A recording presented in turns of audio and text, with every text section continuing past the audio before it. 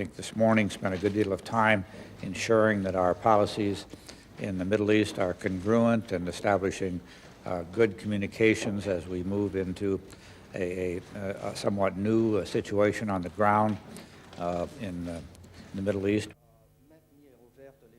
And I know that the leaders today will be focusing on the issue of terrorism and how we can address that from an international standpoint, because it's quite clear, as President Clinton said, that progress in the economy, progress on other fronts are really dependent upon our having peace and tranquility and the lack of worldwide terrorism.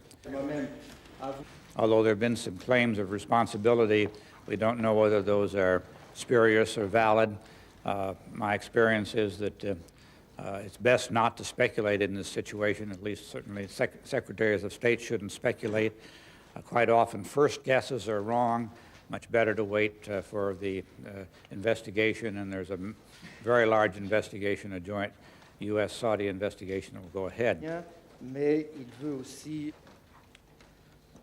Well, there is a new government in Israel, of course, but I was reassured there that the new Prime Minister Netanyahu emphasized his commitment to the peace process.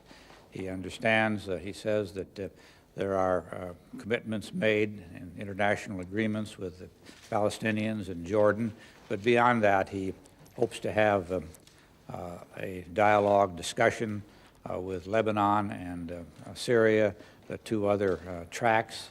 So I think that he is committed to going forward. As you would expect with a new government, he brings some new approaches, but I think he understands that peace is essential to make the kind of progress that is essential for his government as well as other governments in the